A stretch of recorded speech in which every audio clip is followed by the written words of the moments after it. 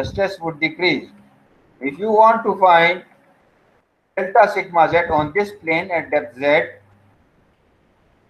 how you could do that? You would divide this Q load on this area at depth z.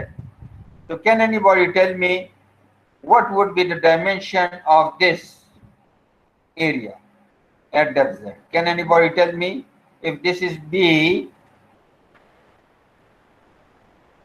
what would be the dimension of this plane?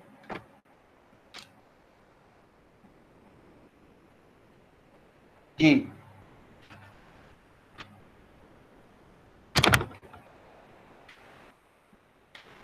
कोई बता सकता है?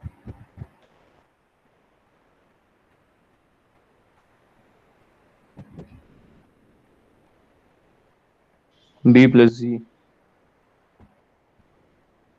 अच्छा, B plus, देखें ये दो step अगर नीचे जाएं तो एक स्टेप आप ऐसे जाएंगे, तो अगर Z स्टेप आ जाएं तो कितने स्टेप ऐसे जाएंगे हॉरिजॉन्टली?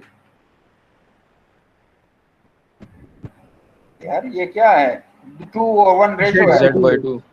Z/2 होगा, Z/2 यहाँ पे आ गया, Z/2 यहाँ पे आ गया, तो टोटल क्या हो गया? B प्लस Z हो गया। इस तरह परपेंडिकुलर टू स्क्रीन आपके डायमेंशन L है तो वो क्या हो जाएगा? L plus Z। कुछ इस तरह हो, B L और यहाँ पे B plus Z L plus, और एरिया आपके पास हो जाएगा, area at depth Z would be B plus Z L plus Z। तो यहाँ पे जब आप इंक्रीज स्ट्रेस मालूम करना चाहते हैं तो इस Q लोड को इस एरिया पे तकसीम कर लें, ये आपके पास आ गया, ठीक है। अगर स्क्वायर फुटिंग है तो B L के बराबर होगा, और ये L की जगह B लिख लें तो आपके पास ये इक्वेशन आ जाएगा। ये इक्वेशन अपने साथ नोट कर लें, delta stress at any point Z would be equal to Q divided by B plus Z square. What is Z? Z is the distance from the base of the foundation to the depth at which you want to find increase in stress.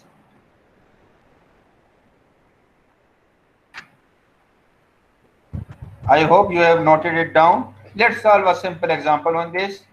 अच्छा, ये note करें कि ये method जो है ना बहुत simple है. Bosonic equation is very long equation, and this is very simple. If you are using a simple equation, definitely there is some inaccuracy. But this method gives you very good results from depth Z is equal to B to Z is equal to 4B. ठीक है ना? और इसके अलावा जो है ना इसके रिजल्ट जो है ना वो एक्यूरेट रिजल्ट से के करीब नहीं होता. दो in practice no regard is given to this, and this is used indiscriminately. अच्छा जी, let's solve an example.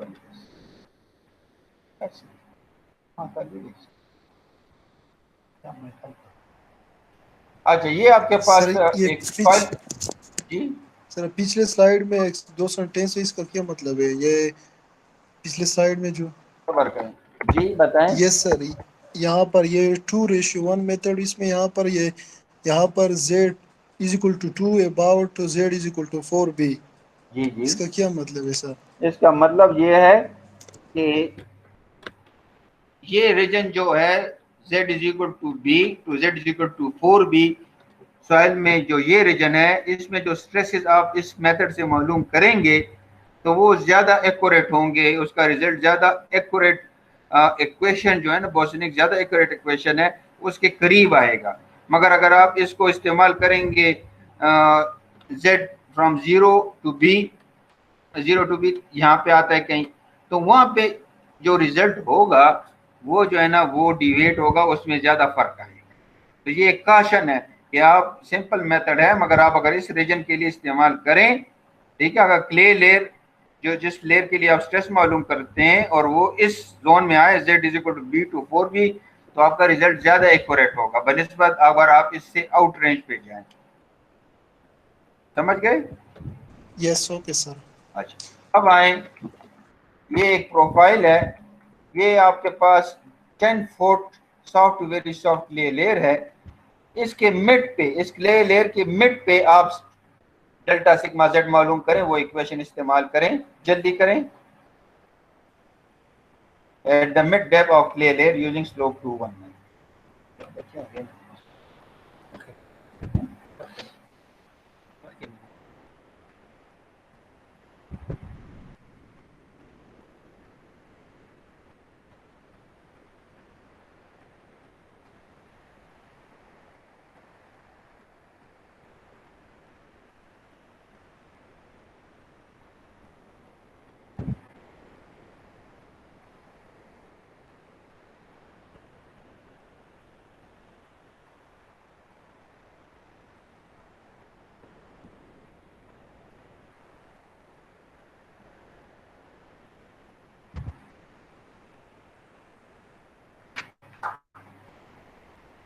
First time check कर रहा हूँ।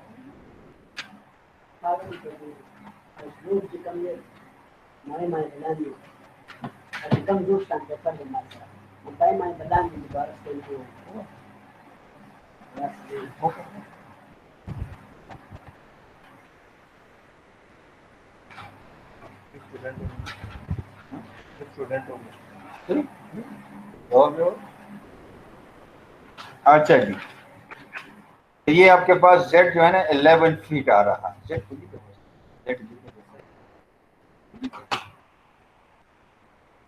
z is equal to 11 feet. Equation ये है, b आपके पास 8 फुट है। ये आपके पास स्ट्रेस आ रहा है eight the mid of the layer.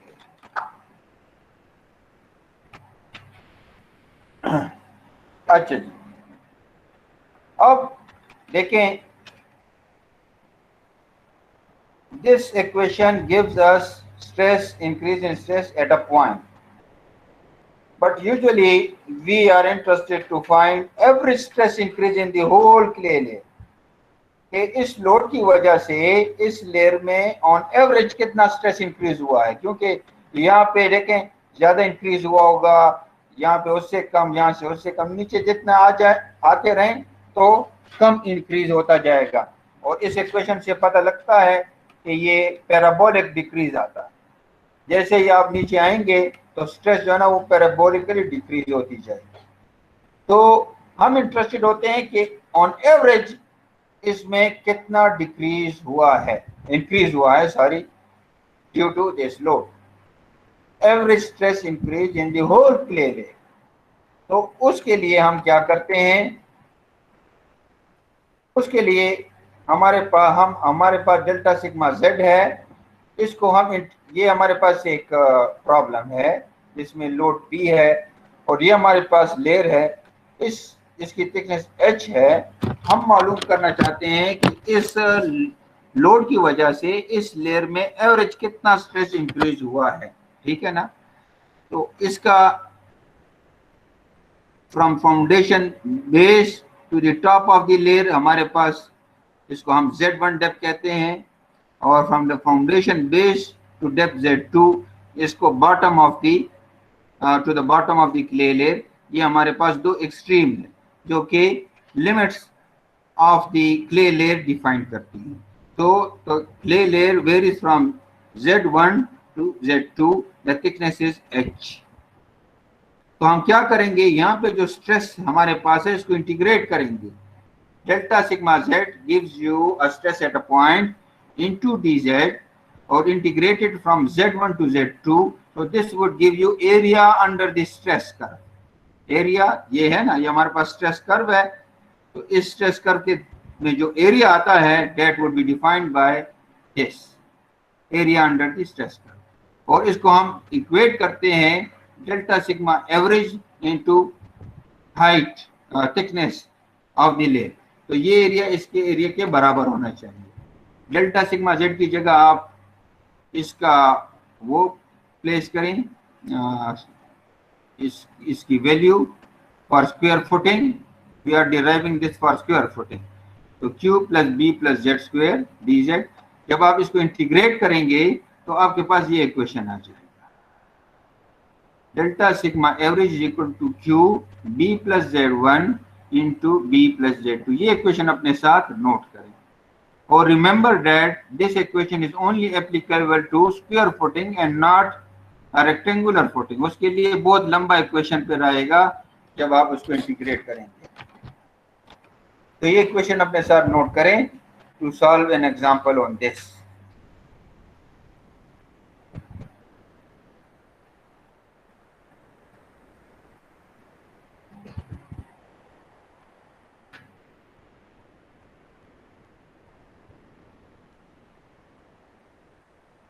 अच्छा,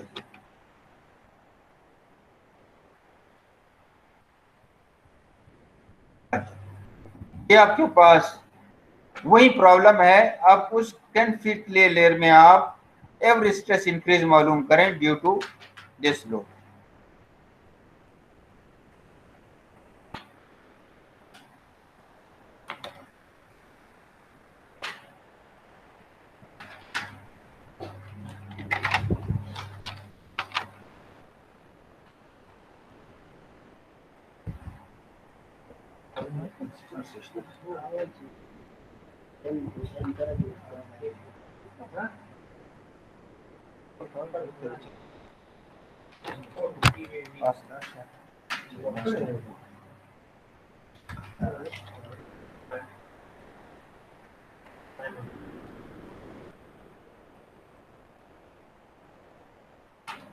अच्छा, तो पहले आप Z1 एंड Z2 को नोट करें।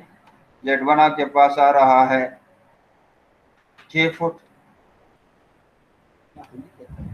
और Z2 आपके पास आ रहा है 6 + 10 16 feet. Z1 = 6 foot, Z2 = 16 feet. देखें ये 16 है, ये 10 है, 16 - 10 is 6 फीट। तो ये Z1 हो गया। 6 feet + 10 feet is 16 feet. Z2 is 16 feet. This is the equation. Put all these value here. Z1 6 feet, Z2 16 feet. आपके पास आ गया 1.11 kSec. So these are average stress increase in the plane layer.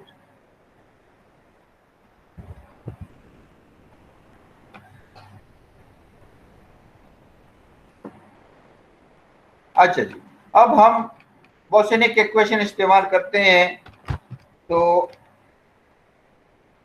before I use this Bosenic equation to find the average stress increase, let me give you a small revision of the Bosenic equation applied to a rectangular area, which you have already studied in your 4th semester and you have also studied it in the review lecture that I sent you. But anyway, I will revise this again to you. Rectangular area carrying uniform pressure.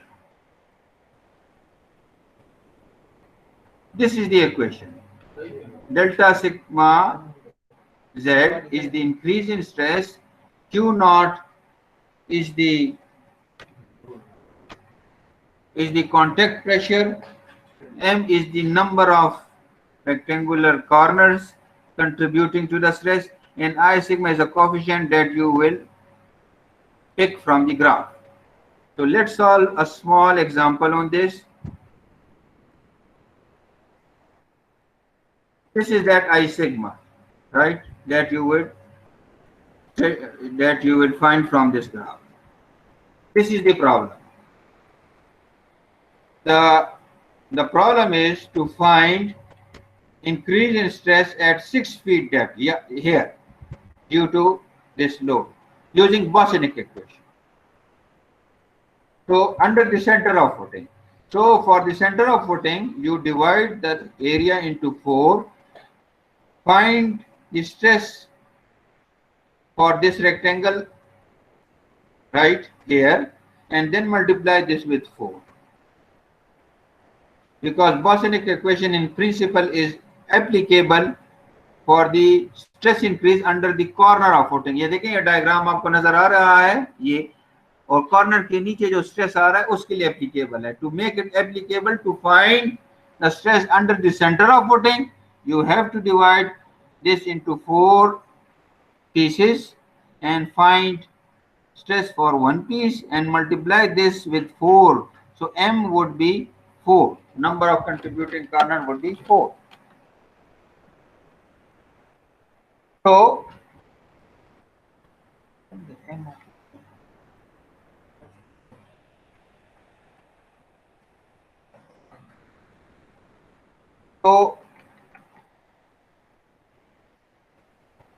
here it requires M. Don't confuse this M with the contributing corners, right? This is equal to M is equal to B prime over Z.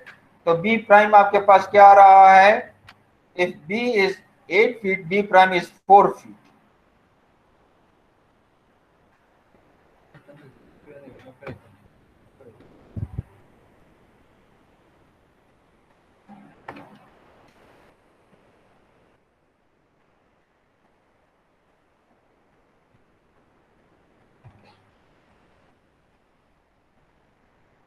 B prime is equal to B by 2 is equal to 4 feet. L prime is equal to L by 2 is equal to 4 feet. M is equal to B prime over Z, which is 4 divided by 6.667. N is equal to L prime over Z, 4 by 6.667. So this M and N is required here in this graph.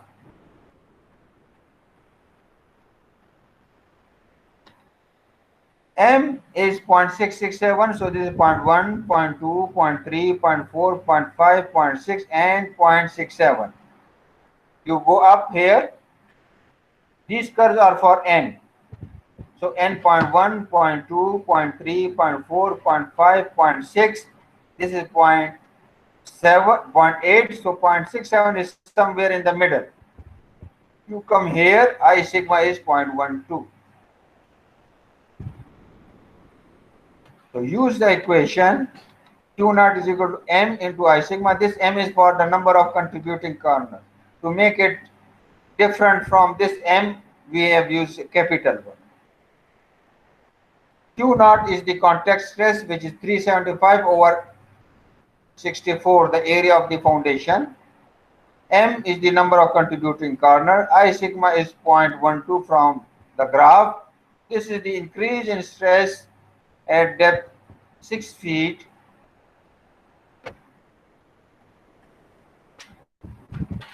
Now you yourself find stress in the middle of the clay layer. In the middle of, use the same procedure. You yourself find increase in stress in the middle of the clay layer. Use this graph to find I sigma.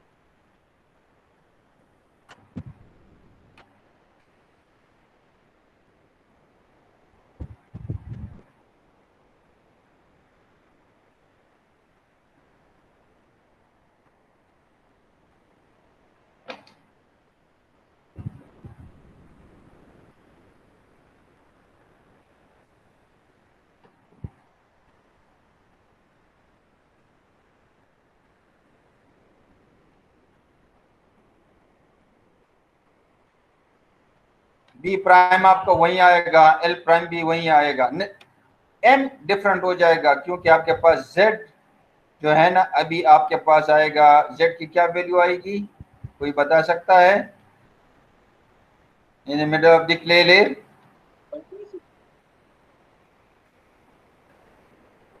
21 11 नहीं आ जाएगा sir? 11 आ जी, जाएगा। 11 sir, 11 आएगा। तो 4 by 11 क्या है आपके पास? 0.36 है। हाँ, इस तरह n भी वहीं आएगा 4 by 11। तो अब इस ग्राफ पे आ जाए, ये मालूम करते हैं आई सिग्मा आपके पास उसकी क्या वैल्यू आई थी, m की जरा बताएं। 0.36 या 7 आता है, क्योंकि अगर आप राउंड ऑफ करें m is equal to 0.37। M.37 sir ये एम दोबारा बताए किस तरह आ गया सर? क्या ये एम दोबारा बताएं। M देखे ना, ये B प्राइम ओवर Z है, B आपके पास 4 है, ठीक है ना, B प्राइम, क्योंकि सेंटर ऑफ फुटिंग है ना, देखें ये B प्राइम आपके पास 4 आ रहा है, ये इस रेक्टेंगल के लिए। Yes sir, yes sir. और Z जो है ना आपके पास 11 फीट है, बेस से लेके सेंटर तक। तो 0.37 आप पे आ जाए, 0.1, 0.2, 0.3, ये 0.4 है, तो इसके दरमियान तकरीबन 0.7 आ रहा है, ये 0.7 लगभग ये आ रहा है। अब आपके पास एन भी 0.37 है, तो इसको नीचे करें, 0.37 तक ले आए इसको, 0.37 देखें, ये आप क्या है, 0.1, ये 0.2, ये 0.3, ठीक है ना, और ये पॉइंट, इसका मिड तकरीबन 0.37 आपके पास आ गया है, 0.37। इसको नीचे ले आए, ये कहाँ पे आ रहा है,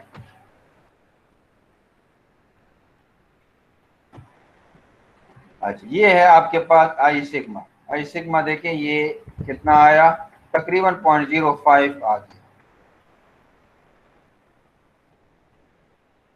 तो यहाँ पे आप सिर्फ m ये 0.05 कर लें। क्या स्ट्रेस जरा बताएं? 1.17। 1.17 कैसे? तो देखें जैसे आप नीचे आ गए तो स्ट्रेस इंक्रीज कम हो गया, पहले 2.81 था, अब आ गया 1.7। अच्छा, अब आते हैं अपने लेक्चर, ये तो रिवीजन थी, अब आते हैं अपने लेक्चर की तरफ। ये प्रोसीजर अब हम अप्लाई करेंगे to find every stress increase in the clay layer. तो कोई बता सकता है कैसे हम एवरेज स्ट्रेस इंक्रीज मालूम करेंगे in the clay layer under the centre of footing using Boussinesq equation?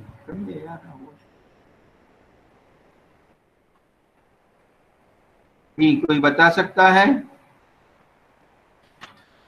Sir जो 2-1 मेथड के लिए क्या किया था वो?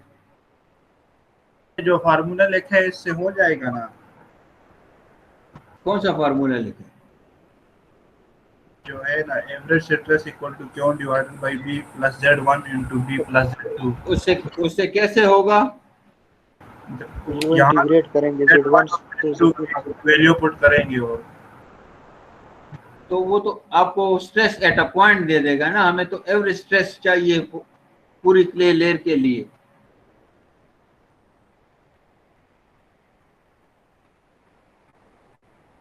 सर इंटीग्रेट करेंगे वो। Good good. जिस तरह स्लोप 2-1 मेथड में हमने स्ट्रेस को इंटीग्रेट किया था, उससे उसका एरिया आ गया था, stress under area under the curve, और उसको फिर थिकनेस ऑफ द लेयर पे तकसीम किया था, तो उससे एवरेज स्ट्रेस आया। तो बिल्कुल इस तरह करेंगे, मगर यहाँ पे एक मसला है कि यहाँ पे हमारे पास इक्वेशन नहीं है, बल्कि आई सिग्मा है, और आई सिग्मा को हम मुख्तलिफ पॉइंट से हम लेंगे ग्राफ से, तो ये इंटीग्रेशन हमारे लिए बड़ा मुश्किल हो जाएगा, ये नहीं हो पाएगा। तो देखें, आपको पता है कि एक और चीज भी होती है, उसको कहते हैं न्यूमेरिकल इंटीग्रेशन मेथड्स, ठीक है, जिस तरह सैमसन रूल हो गया, ट्रेपेजॉइडल रूल हो गया, उससे भी हम एरिया अंडर द कर्व मालूम कर सकते हैं, वो भी एक इंटीग्रेशन है। इंटीग्रेशन कैसे कहते हैं? समेशन को कहते हैं, ठीक है ना। तो वो इस्तेमाल करेंगे, उसके लिए हमें देखें डिस्क्रीट पॉइंट्स पे स्ट्रेसेस चाहिए, ठीक है ना। तो हम क्या करेंगे, इस 10 फीट लेयर को हम मुख्तलिफ सब लेयर में तकसीम कर लेते हैं, 1 2 3 4 सब लेयर में तकसीम कर लेते हैं, और हर सब लेयर जो है ना वो 2.5 फीट थिक है। इसके बाद हम क्या करेंगे, हर पॉइंट पे, ये 5 पॉइंट्स हैं, इस पे हम स्ट्रेसेस मालूम करेंगे। जब हमारे पास वो स्ट्रेस आ जाएंगे तो उस पर सैमसन रूल अप्लाई करके हम एरिया अंडर द कर्व मालूम कर लेंगे, और इससे फिर हम एवरेज स्ट्रेस मालूम करेंगे, ठीक है। तो तरीका बिल्कुल वही है, हर पॉइंट पे हम स्ट्रेस मालूम कर सकते हैं, सिर्फ हमें Z की वैल्यू चेंज करनी होगी। ये 2 पॉइंट्स तो आपने ऑलरेडी मालूम कर लिए, z is equal to 6 feet और अच्छा ये 11.5 है, 11 फीट पे आपने किया था, तो बिल्कुल वही प्रोसीजर हमें रिपीट करना है। ये टेबल आप डेवलप करें, serial number, depth z, m b prime over z, n l prime over z, i sigma from the graph, और ये अप्लाई करें q not m i sigma, तो आपके पास डेल्टा सिग्मा z उस पॉइंट पे आ जाएगा। तो फर्स्ट पॉइंट के लिए डेप्थ 6 है, ये आपने किया, ये देखें ये 2.84 लिया। फिर सेकंड पॉइंट पे आपके पास z की वैल्यू 8.5 आ गई, इसके साथ 2.5 ऐड करें तो 8.5 आ जाता है। ये m और n की value i sigma from the graph ये आ गया, ये i सिग्मा, इसको भी आप प्लॉट करें। प्लॉटिंग जरूरी नहीं है, ये मैं सिर्फ आपको समझा रहा हूँ कि किस तरह वेरिएशन आ रही है। इस तरह मुख्तलिफ डेप्थ के लिए आप करें। 11.5 फीट की वैल्यू, हाँ सही है, ये 11 फीट, लेकिन 11 फीट पे आपने किया था ना, ये 0.36 आई सिग्मा हमने 0.05 लिया था, ज्यादा एग्जैक्ट करें तो 0.0516 आएगा। ये आपके पास डेल्टा सिग्मा है। तो ये आपके पास सारे पॉइंट्स आ गए। ये आपके पास देखें, ये एरिया अंडर स्ट्रेस है। तो ये एरिया आप कैसे मालूम कर सकते हैं? सैमसन रूल से। सैमसन रूल क्या कहता है कि आप पहला और आखिरी ऑर्डिनेट जमा करें और 2 पे तकसीम करें। पहला ऑर्डिनेट आपके पास 2.84 है, लास्ट ऑर्डिनेट आपके 0.63 है, इनको ऐड करके 2 पे डिवाइड करें, plus add the rest of the ordinates, ये सिंपली इसके साथ ऐड करें और multiply with delta H which is the sub layer thickness, जो कि 2.5 फीट।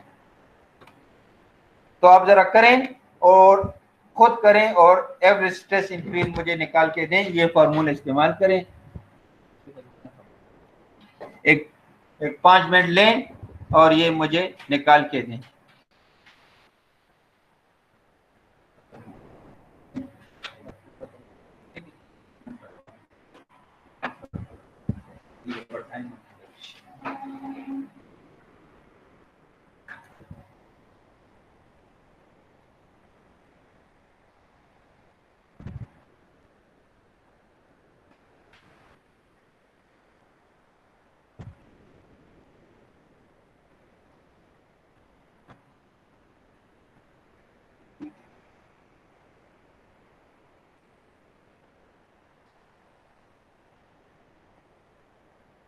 सर ये एरिया आ गया है। एवरेज स्ट्रेस इंक्रीज मालूम करें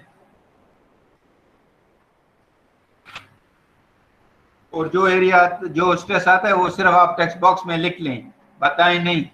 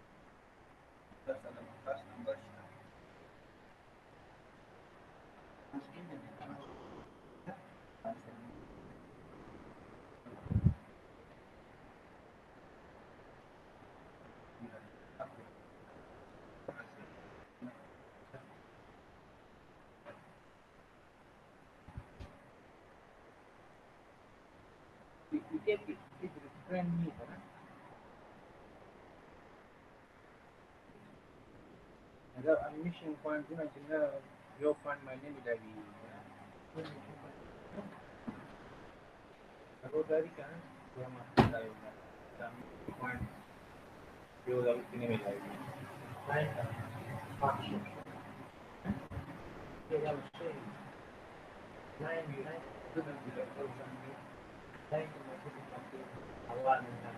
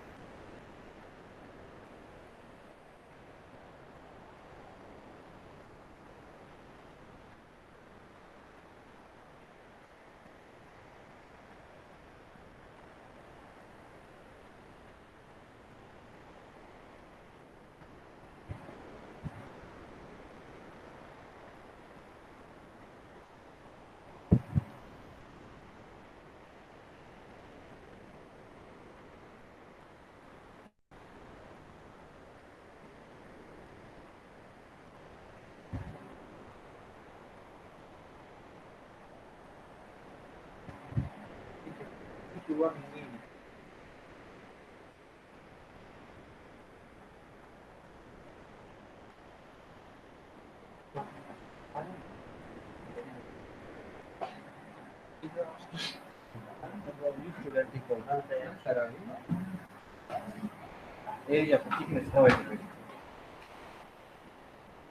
Check your answer and correct it if wrong.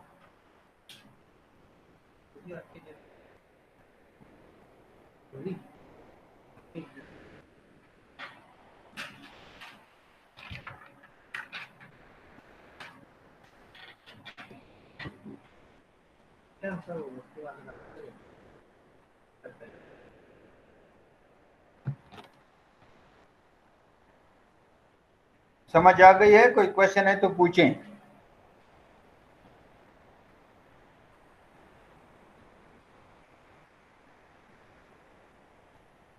If any question, ask. Sir ये आखिर में हमने थिकनेस पे डिवाइड क्यों किए हैं? जी, ये एरिया को हमने आखिर में थिकनेस पे डिवाइड क्यों किए? तो ये तो जरूरी है ना। एरिया तो आपके पास टोटल इंटीग्रेशन की है ना, जिस तरह आप किसी क्लास में स्टूडेंट्स होते हैं सबको जमा कर लेते हैं, तो वो तो एवरेज नहीं हुआ, नंबर ऑफ स्टूडेंट्स पे भी डिवाइड करना होता है। तो ये वेरिएशन जो है ना, ये तो h हाइट में हुई है ना, तो टोटल हाइट पे तकसीम करें तो आपके पास एवरेज आएगा। ये तो एरिया हुआ, इसको हाइट पे तकसीम करें तो आपको एवरेज स्ट्रेस आ जाएगा। एवरेज स्ट्रेस क्या होगा? एक रेक्टेंगल होगा ना। Yes sir. एक रेक्टेंगल होगा। फिर पीछे जाएं, ये देखिए,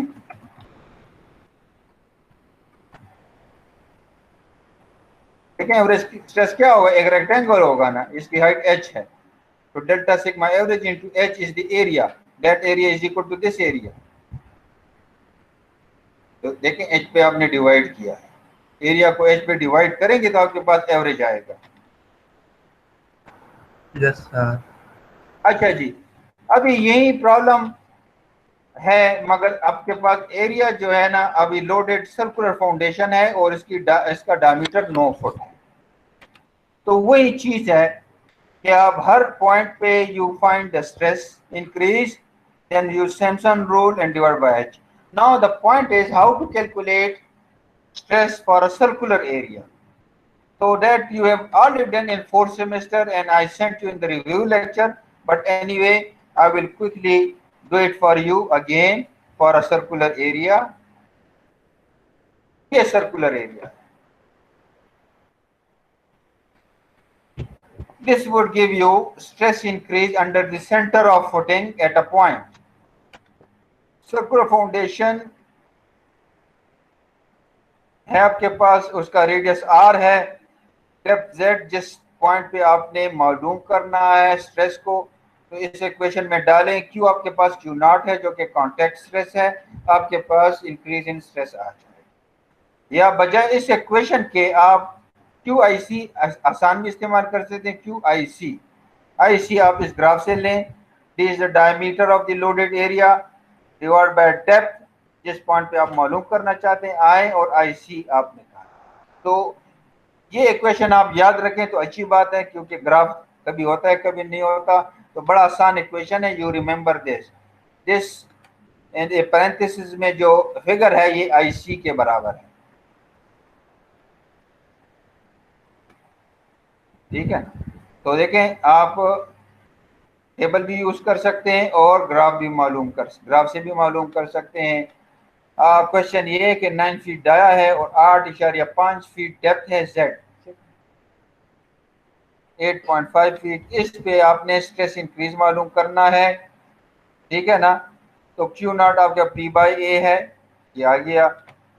आई सिग्मा के लिए डी बाय जेड, डी आपके पास 9 फीट है, जेड आपके पास 8.5 फीट है, तो डी बाय जेड आपके पास हो गया 1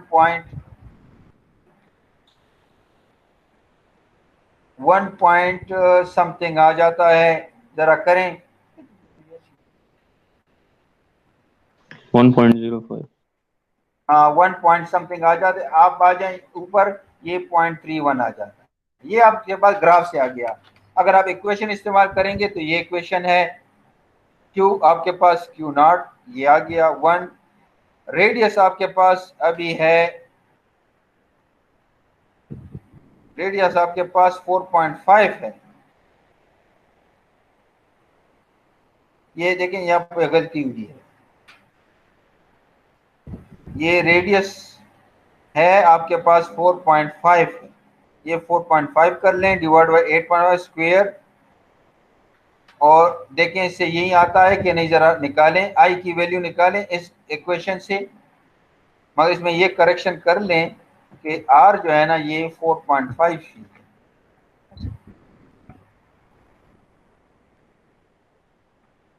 अभी करें, इस पैरेंथेसिस में जो फिगर आ रहा है देखें इससे क्या आई सी की वैल्यू आती है।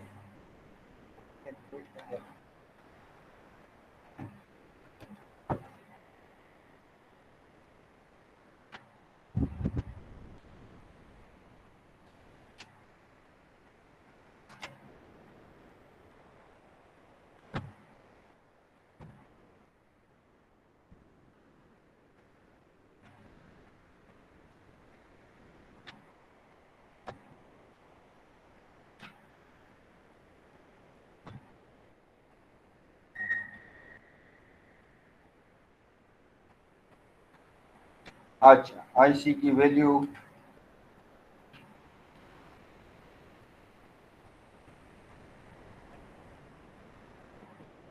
ठीक है 0.309 आपने लिखा है, तो बस तकरीबन 0.31 ये ठीक है। तो ये थोड़ी सी करेक्शन। तो इस तरह आप ये इक्वेशन इस्तेमाल करके stress under a point in a circular area मालूम कर सकते हैं। मगर remember that this equation is applicable for finding stress under the centre of circular loaded area.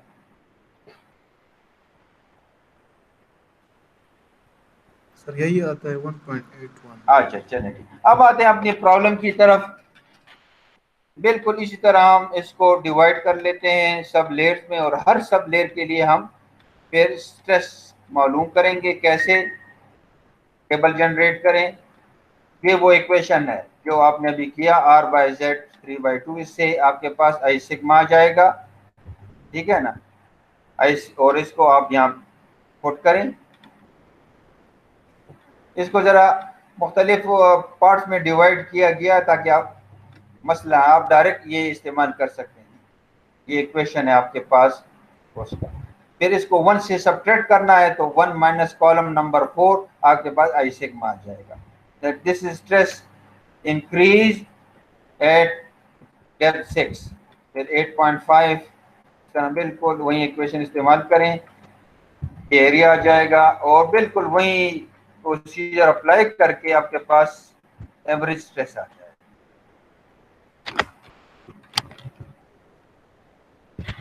अब हम जो है इस एवरेज स्ट्रेस इंक्रीज को इस्तेमाल करके कंसोलिडेशन सेटलमेंट मालूम करना चाहते हैं, ठीक है ना। तो यही प्रॉब्लम है, वही प्रॉब्लम है आपके पास। प्रॉब्लम हमने वही इसलिए रखा है ताकि आपको बार बार कैलकुलेशन की जरूरत न पड़े।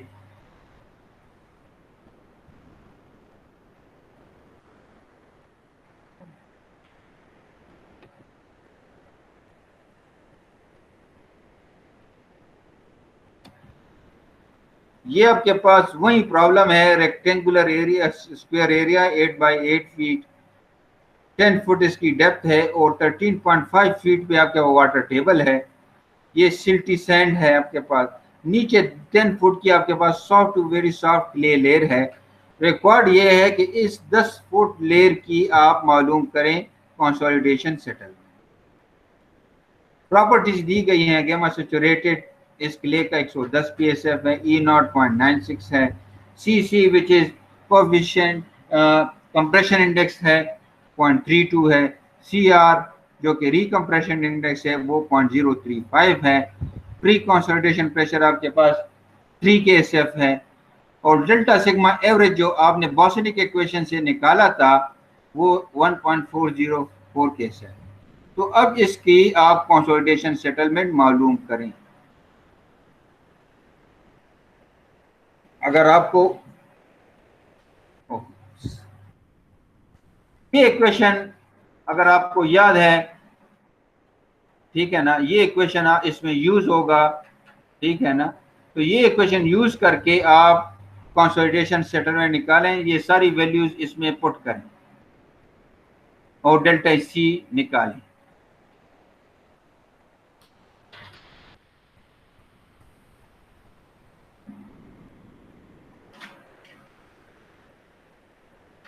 ये आप सॉल्व करें, ये मेरा टी आपके साथ कंटिन्यू करेगा। इसके बाद कुछ और एग्जांपल्स भी हैं, मैं एक मीटिंग पे जा रहा हूँ, कोई प्रॉब्लम है तो फिर इंशाल्लाह हम डिस्कस करेंगे।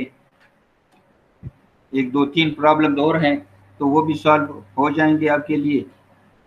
ये इक्वेशन इस्तेमाल करें और आप डेल्टा सिग्मा की वैल्यू निकालें, सॉरी डेल्टा सी की। मीटिंग है ना,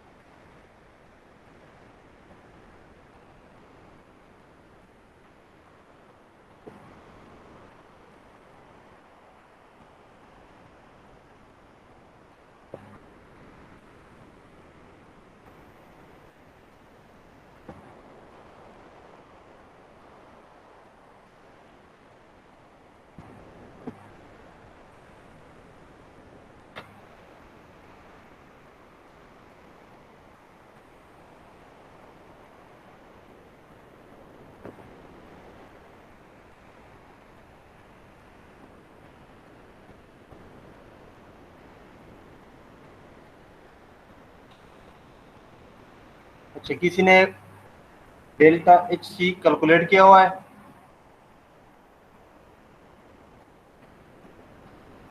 $0.272। कोई और बताए?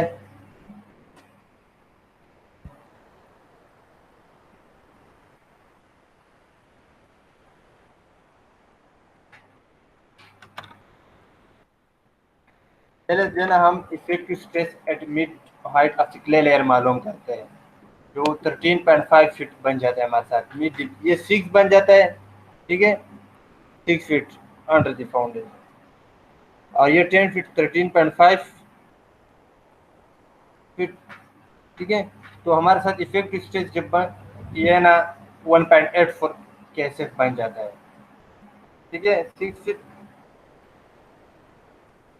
और अब पहले हम ये चेक करते हैं कि आया इसके लिए जो ऊपर इक्वेशन प्रपोज्ड इक्वेशन है, आया ये सही है या गलत है। मतलब ये चेक करते हैं कि ओवर कंसोलिडेटेड क्ले, ठीक है, नॉर्मली कंसोलिडेटेड क्ले। तो इसके लिए कंडीशन है, अगर effective stress at mid depth of clay plus change in effective stress, ये प्री कंसोलिडेशन प्रेशर जो हमारे साथ 3 के ऐसे गिवन है, इससे ज्यादा है हमारे ये इक्वेशन तो राइट है। अदरवाइज हम सिर्फ ये जो कंप्रेशन इंडेक्स का फॉर्मूला है ये पार्ट ये यूज करेंगे, ये रिकम्प्रेशन पार्ट हम मनफी करते, मतलब नहीं लेते उसके साथ, ठीक है। तो ये मतलब ये इक्वेशन हमारे साथ सही है जो हमने यूज किया हुआ है। इसके मुताबिक हमारे साथ 1.12 इंच सेटलमेंट आ जाता है, 0.0935 फीट। हसीब शाह समझ गए? Hasan? Yes, sir. Yes, sir. अच्छा, ये एग्जाम्पल है हमारे साथ, ये जिसमें हमारे साथ किसी स्ट्रक्चर से 580 किलोन्यूटन 580 किलोन्यूटन लोड आ रहा है, ठीक है। साइल प्रोफाइल गिवन है हमारे साथ, और फाउंडेशन जो है ना वो 1.2 मीटर मतलब फ्रॉम द ग्राउंड सरफेस से हम रिकमेंडेड है कि फाउंडेशन हमारे साथ 1.2 मीटर डीप पे हो, ठीक है। साइल प्रोफाइल भी गिवन है, और लिक्विड लिमिट इंडेक्स प्रॉपर्टीज है साइल की, ठीक है, वो हमारे साथ गिवन है, ठीक है। ये क्ले के लिए जब हम क्ले में कंसोलिडेशन सेटलमेंट मालूम करते हैं तो यूजुअली हम कंसोलिडेशन टेस्ट करते हैं, ठीक है। आप लोग ने मतलब लैब में पढ़ा होगा कंसोलिडेशन टेस्ट, जिससे हम compression index CC, recompression index, pre consolidation pressure, ये सारी चीजें वहां से मालूम करते हैं, ठीक है। लेकिन ये टेस्ट हम बहुत एक्सपेंसिव है और टाइम कंज्यूमिंग है। एक टेस्ट पे 7 डेज लग जाते हैं, सिर्फ एक टेस्ट पे।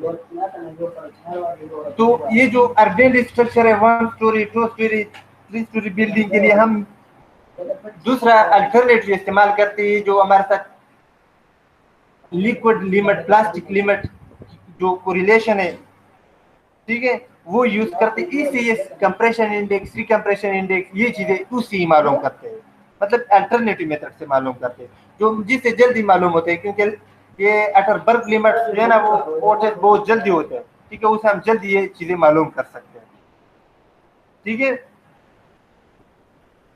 तो क्वेश्चन में गिवन है कि स्ट्रक्चर के लिए 40 mm कंसोलिडेशन सेटलमेंट अलाउड है, ये नॉर्मली कंसोलिडेटेड जो सॉफ्ट क्ले लेयर है। और यहाँ ये भी गिवन है कि ये क्ले लेयर है, ये नॉर्मली कंसोलिडेटेड क्ले, इसलिए हमें सिर्फ कौन से पैरामीटर चाहिए होंगे हसन?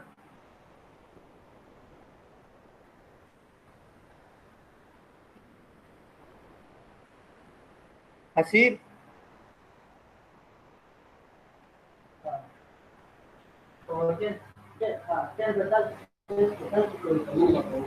हसीब? Not sure.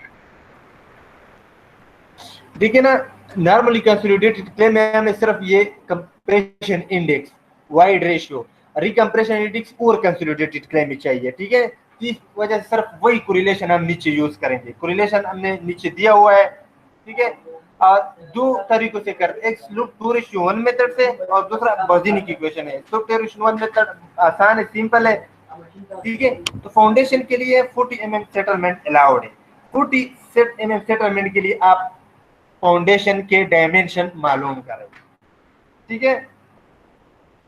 अब देखिए, सबसे पहले हम effective stress at mid depth of the consolidated layer मालूम करते हैं कि या मतलब साइड के अंडर ओन वेट में इफेक्टिव स्ट्रेस इस डिप पे किया है, mid depth of the clay layer, ठीक है, वो हमारे साथ 23 kPa है, ठीक है।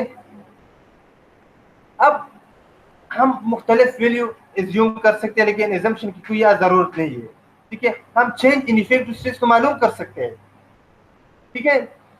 सबसे पहले नॉर्मली कंसोलिडेटेड क्ले लेयर के लिए जो इक्वेशन है वो नोट करें, ये सब अपने साथ नोट करें कि compression index is equal to 0.009 liquid limit minus 10, ठीक है। लिक्विड लिमिट तो हमारे साथ गिवन ऑलरेडी 50% है, ठीक है, जो हमने अटरबर्ग लिमिट टेस्ट में मालूम किया हुआ है, ठीक है।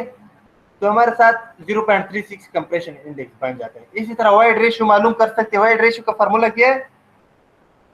इनिशियल वाइड रेशियो का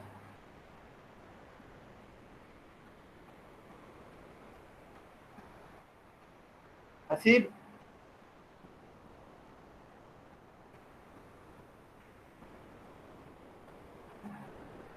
इनिशियल वाइड रेशियो को हम जो ना वो master content multiplied by specific gravity जो ऑलरेडी यहाँ गिवन है divide by degree of saturation, ठीक है। यहाँ हमने डिग्री ऑफ सैचुरेशन 100% लिया हुआ है। क्यों? क्योंकि यहाँ वो बिल्कुल ये सारा लेयर वाटर टेबल के नीचे है, तो जो लेयर वाटर टेबल के नीचे वो तो 100% श्योरली सैचुरेट होगा, इस वजह से हमने 100% ये लिया हुआ है। तो ये सारी चीजें इसमें गिवन है, वाटर कंटेंट भी मालूम है, स्पेसिफिक ग्रेविटी भी मालूम है, ठीक है, डिग्री ऑफ सैचुरेशन भी मालूम है, ठीक है। तो हमारे साथ इनिशियल वाइड रेशियो 0.784 बन जाता है, ठीक है। तो नॉर्मली कंसोलिडेटेड क्ले का इक्वेशन यूज करें, चेंज इन स्ट्रेस मालूम करें due to applied load. Applied load हमारे साथ 580 किलो न्यूटन है, ठीक है। तो फिर चूंकि पहले हम स्लोप 2:1 मेथड से करते हैं, तो उसमें सिर्फ पी अननोन है, पी नोन है, बी अननोन है, जेड भी हमारे साथ मालूम है, और चेंज इन इफेक्टिव स्ट्रेस तो हम नॉर्मली कंसोलिडेटेड क्ले के लिए जो इक्वेशन है, ठीक है, उसे मालूम कर सकते हैं, ठीक है। तो हमारे साथ नॉर्मली कंसोलिडेटेड क्ले के लिए ये इक्वेशन है, ठीक है। इस इक्वेशन में हमारे साथ डेल्टा एच सी कितना होगा?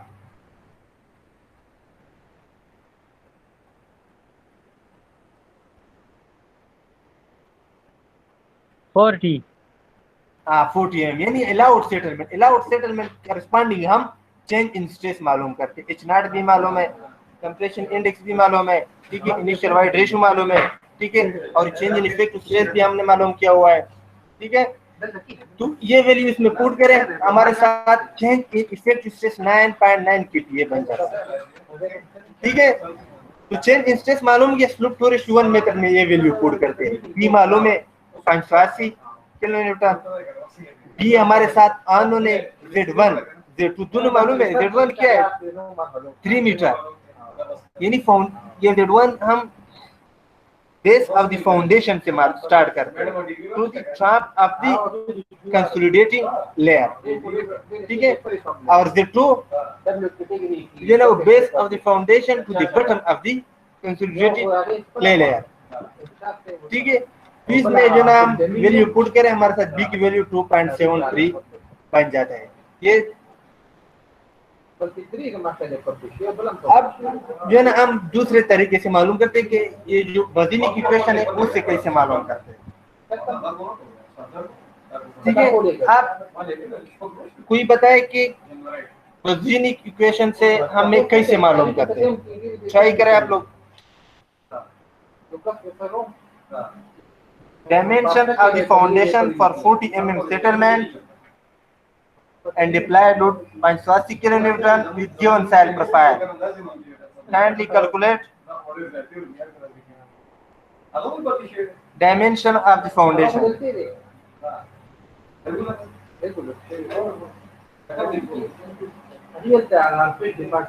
जो मसला हो आ रहा हो वो काइंडली शेयर करें।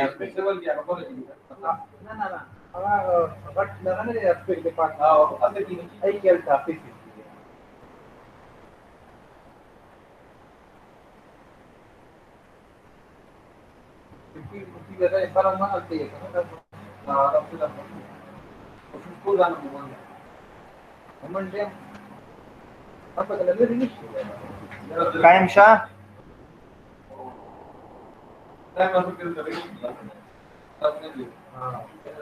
कायम शाह बताएगा। ये बुजीनिक इक्वेशन को जब हम यूज करते हैं, ठीक है, इससे आप डायमेंशन ऑफ फाउंडेशन इस्तेमाल करें for given profile and given loads.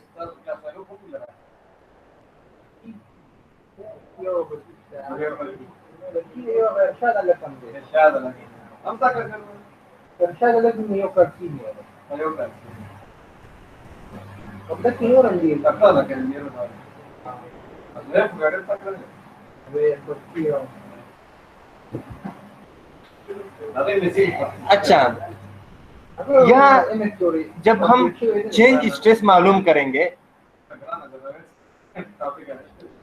तो वो कैसे मालूम करेंगे? या तो हम बुजीनिक इक्वेशन से क्यू नॉट हमारे साथ आन होने लूट तो गिवन है। बुजीनिक इक्वेशन क्या है?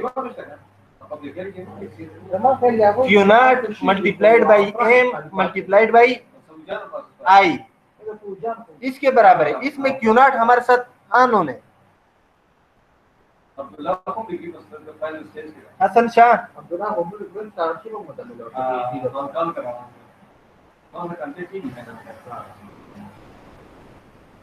हम ऐसे करते कि पहले ये change in stress in terms of Q not मालूम करते हैं।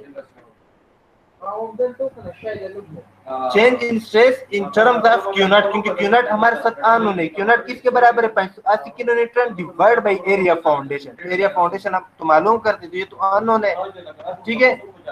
इसकी वजह से हम क्यू नॉट को in terms of change in stress in terms of Q not मालूम करते हैं, ठीक है। और साइल लेयर्स, ये जो साइल है कंसोलिडेटेड, उनको मुख्तलिफ लेयर्स में तकसीम करते हैं, ठीक है। और बी की एक वैल्यू एज्यूम करते हैं। एक वैल्यू जब हम एज्यूम करते हैं, इसको कॉरस्पॉन्डिंग हमारे साथ क्यू नॉट मालूम हो जाएगा, ठीक है। फिर एक सेटलमेंट उसकी कॉरस्पॉन्डिंग बी के मालूम करते हैं। फिर दूसरा वैल्यू ऑफ बी के एज्यूम करते हैं, ठीक है। दूसरा सेटलमेंट हमारे साथ मालूम हो जाएगा। इसी तरह तीसरा वैल्यू फिर हम settlement versus dimension, assume dimension, उसकी ग्राफ प्लॉट करते हैं, ठीक है। तो 40 mm के करस्पॉन्डिंग जो विड्थ ऑफ डायमेंशन, मतलब डायमेंशन ऑफ द फाउंडेशन हो, यानी बी, वो मालूम करते हैं। वही हमारे साथ डायमेंशन ऑफ फाउंडेशन जो रिक्वायर्ड है वो होगी, ठीक है। हम सबसे पहले एज्यूम करते हैं width of foundation to be 2.4 metre, ठीक है। Hasan Yes, sir. कोई मसला तो नहीं, वो शेयर करे इसमें।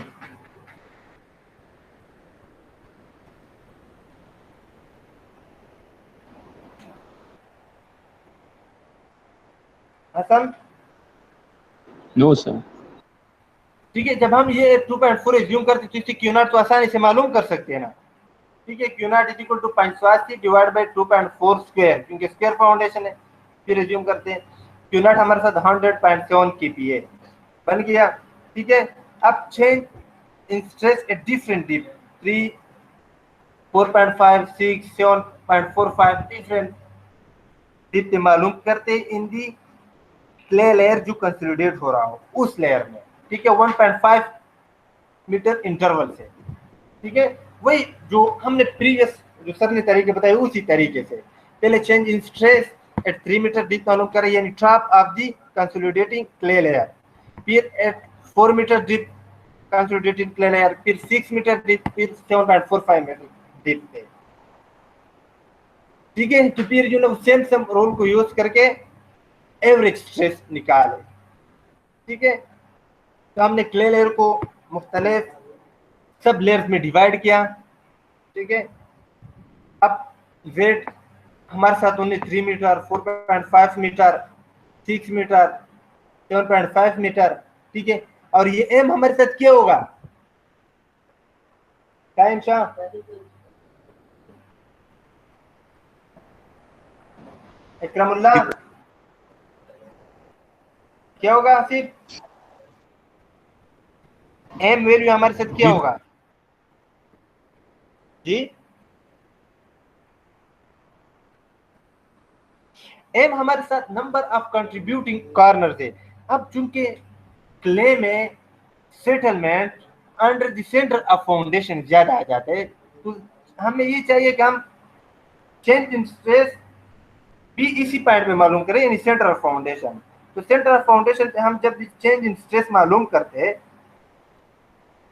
तो उसके लिए कॉर्नर 4 हो जाएंगे, क्योंकि 4 रेक्टेंगल हमारे साथ बन जाएंगे, हर एक रेक्टेंगल का एक एक कॉर्नर शामिल होगा इसी पे, यानी हर एक रेक्टेंगल का इंक्रीज इन स्ट्रेस में एक कंट्रीब्यूशन होगा। ठीक है, तो हमारे साथ ये पहला जो सर ने तरीका बता दिया, इसी के मुताबिक 3 मीटर डीप आई सिग्मा हमारे साथ 0.625 बन जाता है। ठीक है, तो चेंज इन स्ट्रेस 25.2 kPa हमारे साथ बन गया। ठीक है, अब ये आई सिग्मा आप कैसे कैलकुलेट करते थे?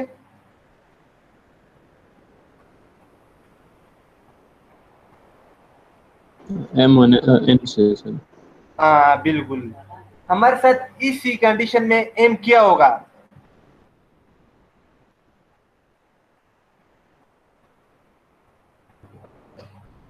बी डैश क्या होगा? पहले बी डैश बताइए, बी डैश क्या होगा? Hezbollah exactly b/2। ठीक है, इसी तरह दूसरा डायमेंशन भी 1 है, BG वो भी b/2 बन जाएगा। ठीक है, तो m और n हमने मालूम कर ली। ठीक है, उसी ग्राफ में जो ना वो करस्पॉन्डिंग पॉइंट से m से एक वर्टिकल कर्व ले ले। ठीक है, और जो n की कर्व गिवन है उसकी करस्पॉन्डिंग उससे हॉरिजॉन्टल लाइन ड्रा करें। ठीक है, हमारे साथ आई सिग्मा बन जाएगा जो 0.0625। ठीक है, तो Q not multiply by I sigma मतलब 25.2। इसी तरह दूसरे डीप पे 4.5 मीटर डीप पे वही। ठीक है, 6 मीटर डीप पे, 7.5 मीटर डीप पे। अब हम कौन सा रूल इस्तेमाल करें कि एवरेज चेंज इन स्ट्रेस मालूम हो जाए? हिजबुल्ला सिम्पसन कौन सा रूल? सिम्पसन ये सेम सम रूल हम इस्तेमाल करेंगे। सेम सम रूल हमारे साथ क्या है, किसी ने नोट किया था उसको? Average of first coordinate and last coordinate plus summation of all other coordinates multiplied by interval जो हमारे साथ 1.5 मीटर है। तो ये एरिया हो गया। इस एरिया को हम डेप्थ ऑफ द लेयर पे तकसीम करके एवरेज चेंज इन स्ट्रेस मालूम करते हैं। ठीक है, यही रोल है। एवरेज चेंज इन स्ट्रेस किसके बराबर होगा? इंटरवल मतलब thickness of sublayer multiplied by average of first and last coordinate plus sum of all other coordinates. ठीक है, थिकनेस तो हमारे साथ गिवन है 4.5 metre total thickness. Sublayer thickness हमने ये अपनी मर्जी के मुताबिक लेती, जितने सब लेयर ज्यादा हो इतने ही एक्यूरेट रिजल्ट्स हमारे साथ आएगा। ठीक है, एवरेज चेंज स्ट्रेस हमारे साथ 12.27 kPa आ गया। ठीक है, अब हम सेटलमेंट कैसे मालूम करते हैं बताए कोई? शाह खालिद,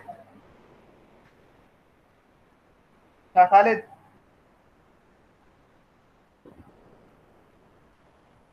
शिराज अली, इस गुलाब बताए हम सेटलमेंट कैसे मालूम करते हैं इसे? हसन,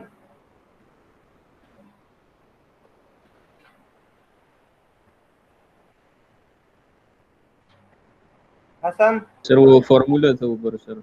कौन सा फार्मूला यूज करेंगे? सर वो वॉइड रेशियो वाला जो है सर। मतलब डेल्टा एच सी एग्जैक्टली यही यस सर। फार्मूला यूज करेंगे ये, लेकिन ये दो फार्मूले हैं हमारे साथ। एक में रिकम्प्रेशन इंडेक्स जो है ना वो इंक्लूडेड है, और दूसरा में रिकम्प्रेशन इंडेक्स वो इंक्लूडेड नहीं है। तो हमें कौन सा यूज करना है और ये हम कैसे मालूम करते हैं?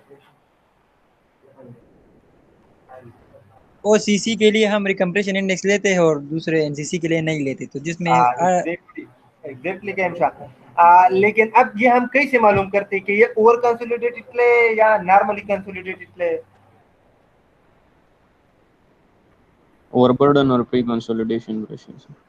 Overburden plus change in stress it is greater than pre-consolidation pressure, then we will use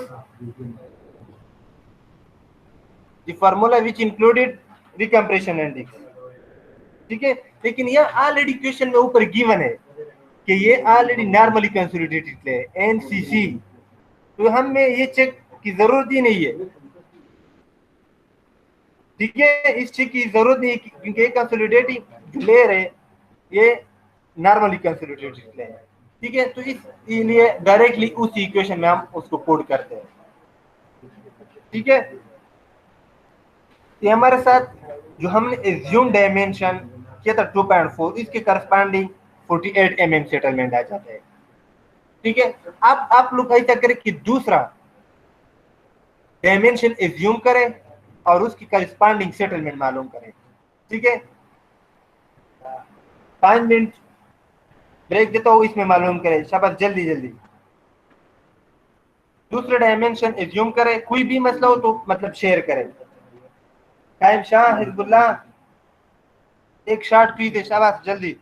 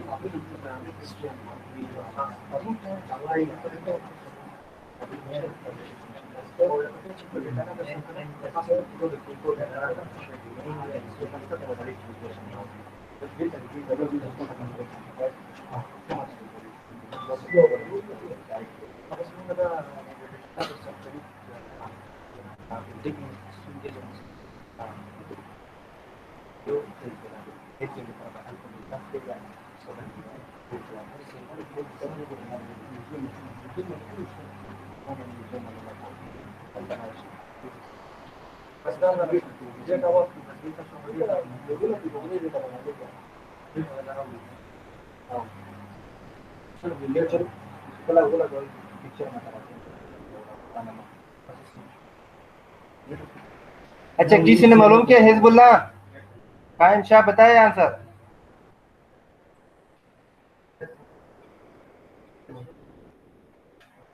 Sharaj Ali बताए, ये मैं नोट कर रहा हूँ। जो सोया हुआ है हसीब शाह,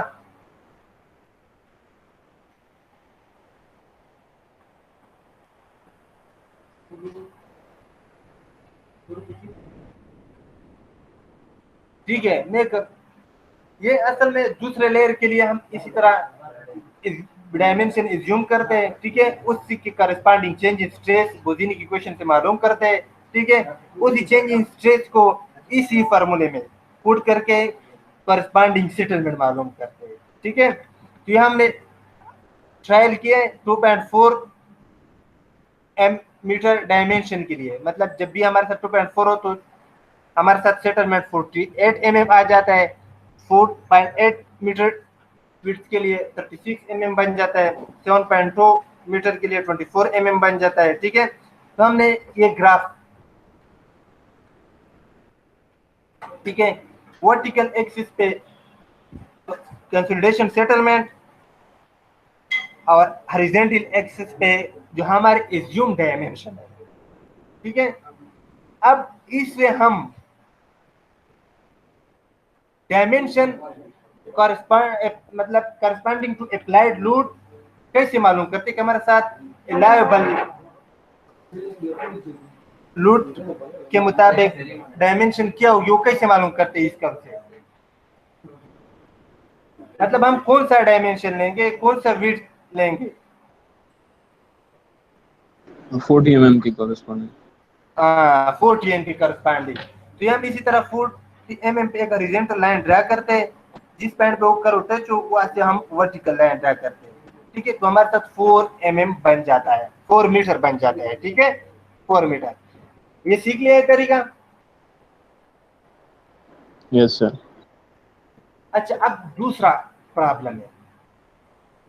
इस प्रॉब्लम में हम अलाउएबल लोड मालूम करते, वहां डायमेंशन मालूम करते थे, हम अलाउएबल लोड मालूम करते थे। हम जब अलाउएबल लोड मालूम करते हैं तो उसके लिए 2 क्राइटेरिया चेक करने होते हैं। वो क्राइटेरिया कौन से?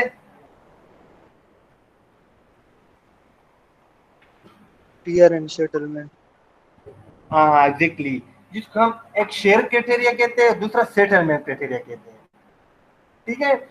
तो हमें यहाँ गिवन है कि 1.5 इंच से ज्यादा सेटलमेंट नहीं होनी चाहिए, एक क्राइटेरिया, ठीक है। तो यानी 1.5 इंच सेटलमेंट की करस्पॉन्डिंग हम लोड मालूम करते हैं, ठीक है। 1.5 इंच सेटलमेंट के लिए कितना लोड चाहिए, और दूसरा हमारे साथ स्टाइल की प्रॉपर्टीज मालूम है, ठीक है। 5-30 के डिग्री है, C0 है, मतलब कोहेशनलेस स्टाइल है, ठीक है, जहाँ पे शेयर हो जाता है। और फैक्टर ऑफ सेफ्टी भी गिवन है 3। तो फिर हम 2:1 स्लूप मेथड से हम मालूम करते हैं, ठीक है। हम कौन सा शेयर क्राइटेरिया के लिए हम कौन सा इक्वेशन यूज करते हैं?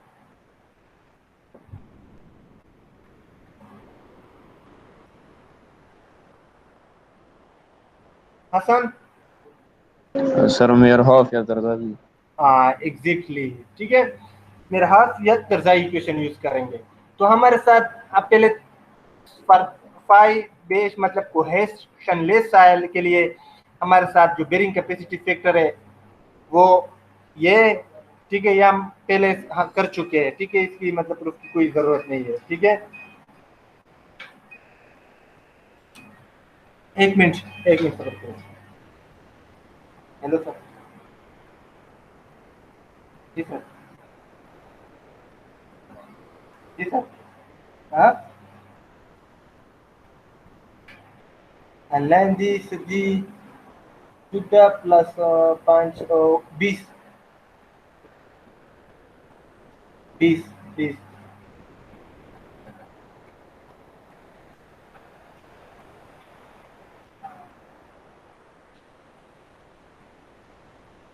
ना ना 20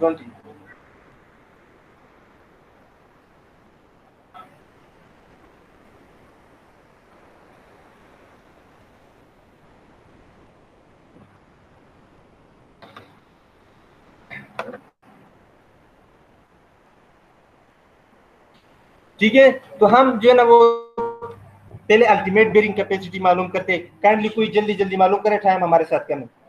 हिजबुल्लाह,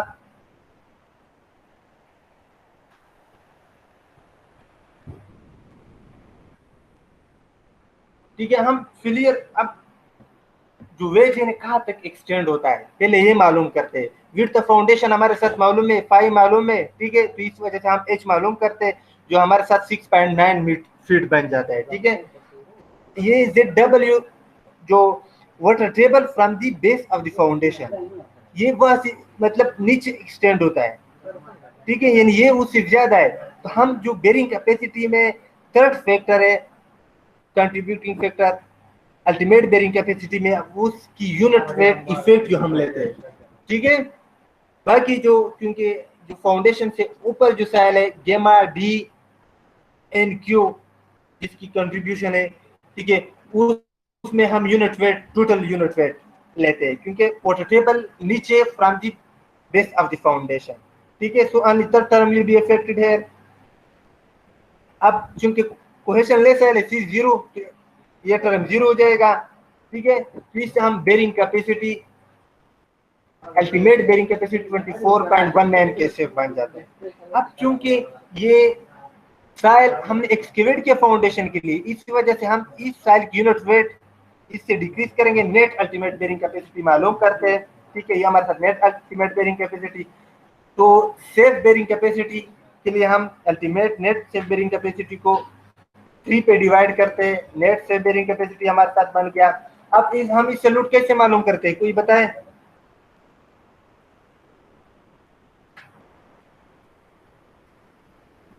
हिजबुल्लाह, तो हम उसको एरिया में मल्टीप्लिकेशन देते हैं। शिराज अली,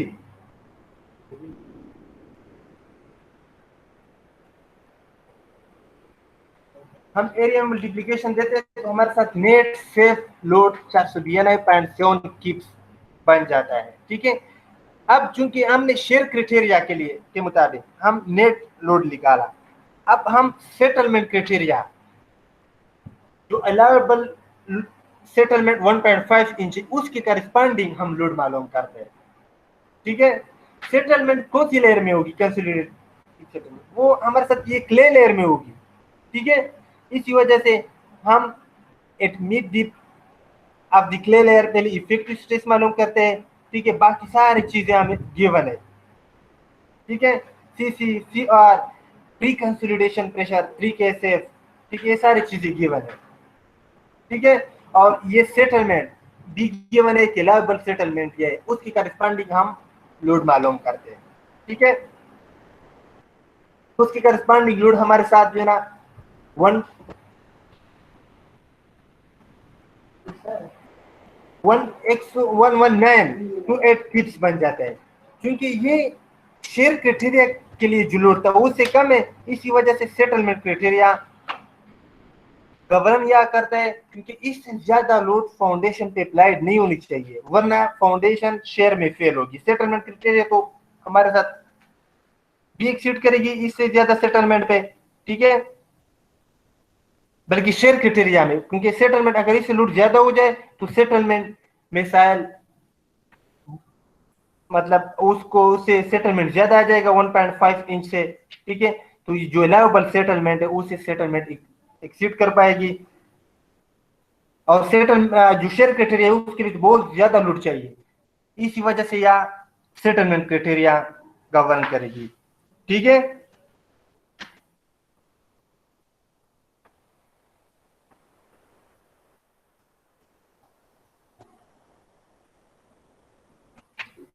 अब हम बुजीनिक इक्वेशन को यूज करते हैं। बुजीनिक इक्वेशन में हमारे साथ अननोन बन जाते, वो है हमारे साथ Q0, क्योंकि हमारे साथ चेंज इन स्ट्रेस जो है ना वो हम इन टर्म्स ऑफ अप्लाइड जो लोड है उनके मुताबिक हम मालूम करते हैं, ठीक है। शेयर क्राइटेरिया तो हमने ऑलरेडी कैलकुलेट की कि शेयर क्राइटेरिया में जो लोड हमारे साथ बन जाता है वो है 492.7 की, ठीक है, वो तो ऑलरेडी हमने कैलकुलेट किया है, ठीक है। अब यहाँ हम बुझिनी की इक्वेशन से हम मालूम करते हैं। अब ये सारा ये जो कंसोलिडेटेड लेयर है, क्ले लेयर, उसको मुख्तलिफ डीप पे हम तकसीम करते हैं, ठीक है, मतलब सब लेयर बना लेते हैं, ठीक है। पहले सब लेयर जो ना 6 मीटर के बिल्कुल at the top of the clay layer, ठीक है। तो उसके मुताबिक हमारे साथ चूंकि डायमेंशंस गिवन है, एम एन सारे कैलकुलेट कर लिए हमने, तो ग्राफ से हम आई सिग्मा हम कैलकुलेट कर लेते हैं, ठीक है। तो इन टर्म्स चूंकि क्यू नॉट हमारे साथ अननोन, पी हमारे साथ, पी तो हमने मालूम करना है ना, क्यू नॉट किसके बराबर है, P divide by area, area तो हमारे साथ मालूम है लेकिन पी हमारे साथ मालूम नहीं है, ठीक है। तो ये जो चेंज इन स्ट्रेस है वो in terms of Q not हम मालूम करते हैं। दूसरे पॉइंट के लिए भी इसी तरह, ठीक है, at a depth of 8.5 metre, at a depth of 11 metre, at a depth of 13.5 metre. अब हम कैसे करते हैं, कौन सा रूल यूज करके एवरेज चेंज इन स्ट्रेस हम मालूम करें, कोई बताए?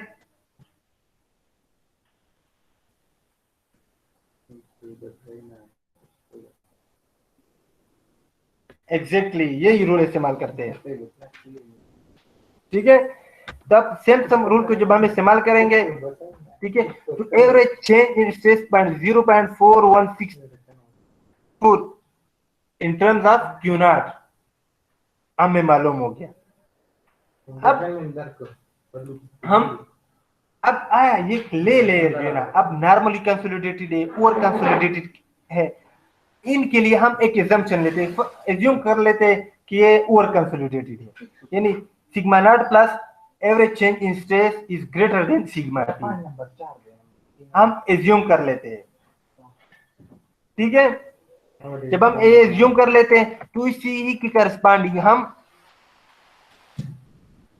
Change in stress Q not मालूम कर लेते हैं, क्योंकि सेटलमेंट तो हमें ऑलरेडी गिवन है 1.5 इंच जो अलाउड है, ठीक है। सी आर मालूम है, ये सारी चीजें हमारे साथ मालूम है, इस इक्वेशन में वैल्यू को पुट करें, सारी वैल्यू को पुट करें, हमारे साथ ये एवरेज चेंज इन स्ट्रेस ये ऑलरेडी गिवन है, ये पुट करें तो क्यू नॉट हमारे साथ बन जाते हैं जो 3.728 के सेफ है। काइंडली जल्दी कोई बताए कि ये आया ओवरली कंसोलिडेटेड है या नॉर्मली कंसोलिडेटेड है, हमने जो एजम्पशन लिया था वो आया सही है या गलत है? सैयद हासिफ शाह बताए।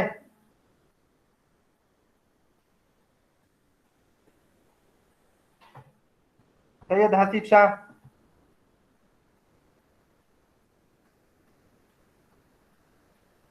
एग्जैक्टली क्योंकि जो हम, अच्छा अब ये बताए कि इस क्यू नॉट तो हमें मालूम हो गया, एवरेज स्ट्रेस क्या होगा, average change in stress, calculator निकाले, कैलकुलेट करे।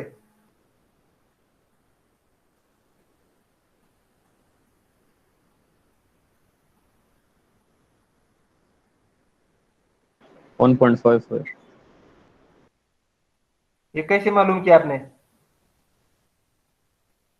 सर ये ऊपर इक्वेशन में डाला है, change in average, average change in stress मालूम हुआ।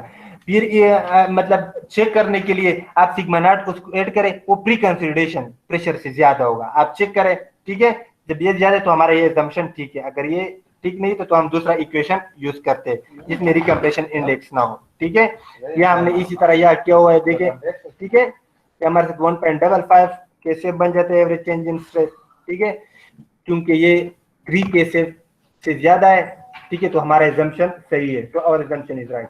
अब हम इसे लूट कैसे मालूम करते हैं, क्यू नॉट तो हमारे साथ ऑलरेडी मालूम है, एरिया मालूम है जो 64 स्क्वायर फीट है, 8 मल्टीप्लाइड बाई 8 इसकी डायमेंशन है।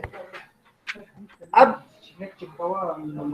जो शेयर क्राइटेरिया से हमारे साथ अलाउएबल लोड आता था वो 492, या मतलब कुछ एक गलती हुई है, माइनर गलती हुई है, 492 यानी 492 कीप से, ठीक है।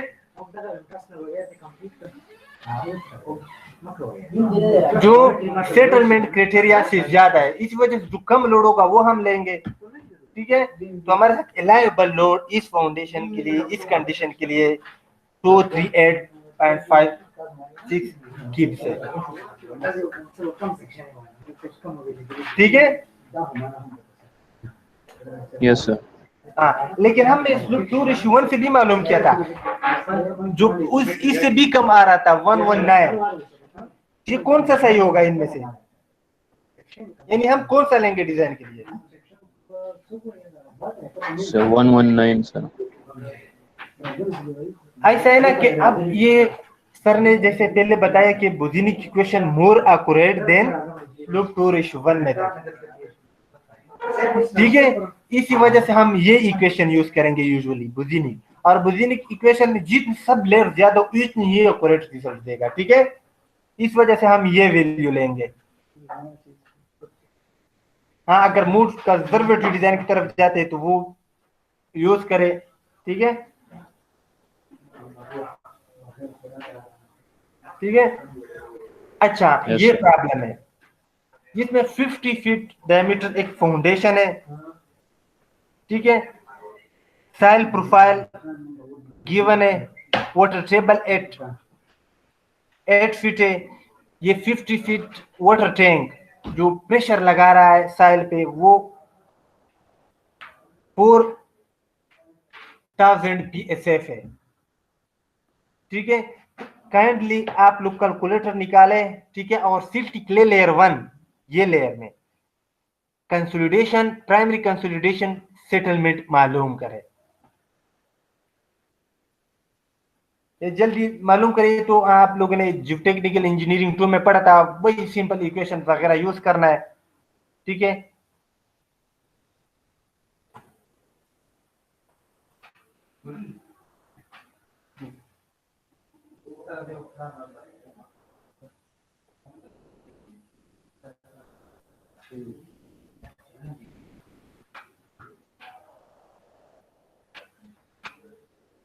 अच्छा, बस मालूम करें जल्दी जल्दी।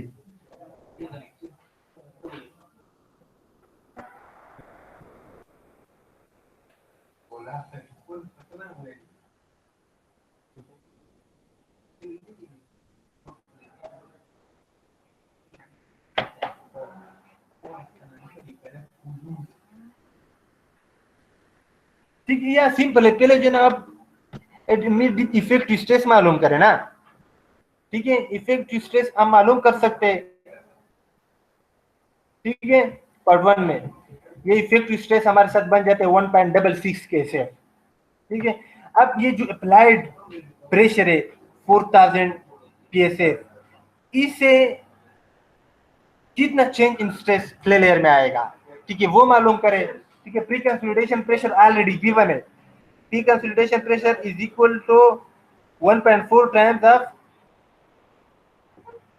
इफेक्टिव स्ट्रेस यानी ओवरबर्डन प्रेशर, ठीक है। 2.3 to 4 कैसे बन जाता है, ठीक है। अब इस क्ले लेयर को हमने सब लेयर में तकसीम करना है, जैसे कि हमने पहले कर लिया। सर्कुलर टैंक है, सर्कुलर टैंक वाला इक्वेशन वही, मतलब सर्कुलर फुटिंग का इक्वेशन हम यूज करेंगे, ठीक है। वही तरीका है जो हमने पहले किया, मतलब चेंज इन स्ट्रेस मालूम करें, एवरेज चेंज इन स्ट्रेस, फिर हम सिम्पसन रूल पे यूज करके एवरेज चेंज स्ट्रेस फिर हम निकाल लेते हैं वहां से, ठीक है। अब हमारे साथ देखिए ना, ये हमने टेबल है, टेबल में हमारे साथ डिप्थ ऑफ फाउंडेशन, ठीक है, मतलब depth of eight which depth हम चेंज इन स्ट्रेस मालूम करते हैं। पहले हमने 3 लेयर में तकसीम किया, 2 लेयर में, at the top of the clay layer, at mid, at the bottom of the clay layer, silt clay layer, at 10 feet, at 10 feet r divided by z, r हमारे साथ 25 फीट है, z हमारे साथ 10 feet है, तो 2.5 feet बन जाता है। ये पहला टर्म, ये मतलब इसके मुताबिक आई सिग्मा 0.9721 है, ठीक है। तो इसको क्यू नॉट हमारे साथ कितना है, मोइज लतीफ बताए जल्दी। ये मतलब 4000 PSF है ना, उसको इस आई सिग्मा से मल्टीप्लाई करें 3.89 के SF में बन जाते हैं। हमने यूनिट के SF यूज किया हुआ है, ठीक है। दूसरे लेयर पे, दूसरे डीप पे, तीसरे डीप पे हमने मालूम किया कि सिम्पसन रूल यूज करके एवरेज स्ट्रेस हमारे साथ बन जाते हैं 2.83। अब ये आया नॉर्मली कंसोलिडेटेड है या ओवरली कंसोलिडेटेड है, ये मालूम करें शाबाश जल्दी जल्दी।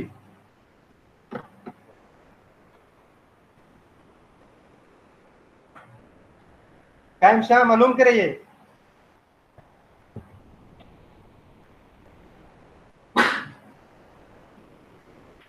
Hasan Hasan Khan, yes sir. अब ये ओवरली कंसोलिडेटेड या नॉर्मली कंसोलिडेटेड, ये शाबाश जल्दी मालूम करें।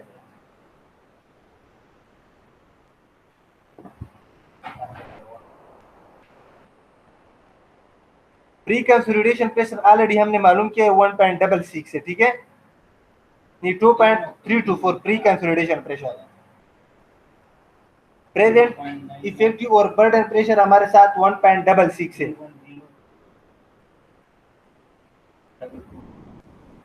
ये नोट किया Hasan value, Hasan Khan. Yes sir. तो काइंडली जल्दी कैलकुलेट करें ना।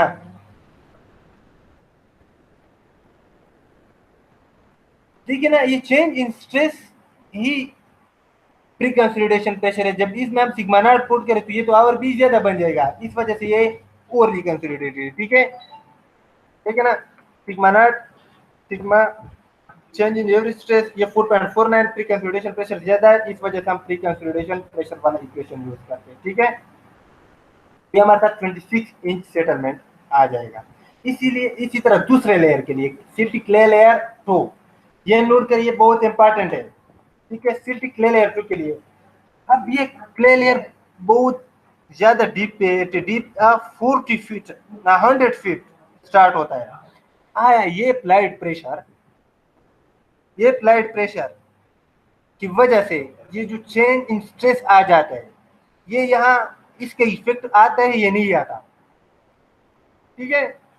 तो हमने पहले पढ़ा है कि सर्कुलर फाउंडेशन की चेंज इन स्ट्रेस जो है ना वो 2 टाइम्स ऑफ द डायमीटर यानी विड्थ ऑफ फाउंडेशन तक नीचे चला जाता है, यानी 10% स्ट्रेस जो है ना 10% क्यों ना 10% ऑफ द अप्लाइड लोड वो at a depth of 2 times of the diameter होता है, ठीक है।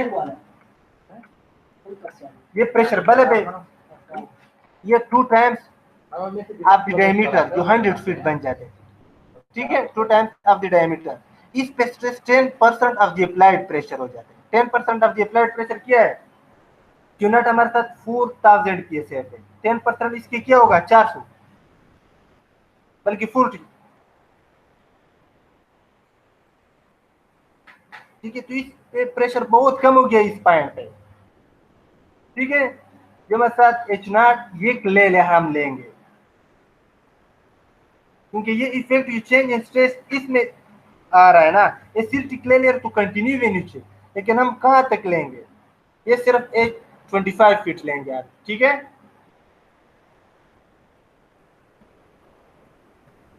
अब इसी लेयर पे ये जो सिल्टी क्ले लेयर है जो हमने H25 फीट कैलकुलेट किया, इसके मिड पे आप इफेक्टिव स्ट्रेस यानी ओवरबर्डन प्रेशर मालूम करें जो हमारे साथ 5.227 कैसे बन जाता है, ठीक है। प्री कंसोलिडेशन प्रेशर 7.32 बन जाएगा, ठीक है। अब हम उसी तरह इस लेयर को मुख्तलिफ सब लेयर में डिवाइड करते हैं, ठीक है। मुख्तलिफ सब लेयर पे एक 75 फीट बिल्कुल एट द टॉप, दूसरा 87 यानी 12.5 फीट इंटरवल पे, 87.5 फीट, तीसरा 100 फीट पे। हमारे साथ एवरेज स्ट्रेस हमने सिम्पसन रूल के मुताबिक कैलकुलेट किया है, ठीक है। अब ये मालूम नॉर्मली कंसोलिडेटेड है, ओवर कंसोलिडेटेड है, ठीक है, हम मालूम करते हैं, ठीक है। क्योंकि sigma not plus delta sigma अगर हम ये ऐड करें तो ये प्री कंसोलिडेशन प्रेशर से कम आ जाता है, तो हम नॉर्मली कंसोलिडेटेड इक्वेशन इस्तेमाल करके सेटलमेंट 0.3 इंचेस बन जाता है। ये सेटलमेंट क्यों कम हो गया, क्योंकि चेंज इन स्ट्रेस का इफेक्ट डेप्थ के साथ कम हो रहा है। Change in stress due to applied load का इफेक्ट डेप्थ के साथ कम, जितने हम नीचे from the bottom of foundation जाते हैं चेंज इन स्ट्रेस कम आ जाएगा, तो इस लेयर पे चेंज इन स्ट्रेस बहुत कम होगा। और सेटलमेंट किस चीज से आता है? हमेशा चेंज इन स्ट्रेस से आ जाता है, चेंज इन प्रेशर जाता है। में जब चेंज इन स्ट्रेस हो रहा हो तब भी सेटलमेंट आ रहा होगा, अगर चेंज इन स्ट्रेस ना हो तो सेटलमेंट नहीं होगा साइड में। ठीक है, अब कोई क्वेश्चन हो, यहाँ तक हमारा लेक्चर था। कोई क्वेश्चन है? No sir. कोई क्वेश्चन हो तो काइंडली बताए, क्योंकि इसके आगे मतलब बाद में जो है ना वो प्रॉब्लम थोड़ा और भी डिफिकल्ट है, अगले क्लास में ये सर करवाएगा और इसी के साथ ही रिलेटेड है।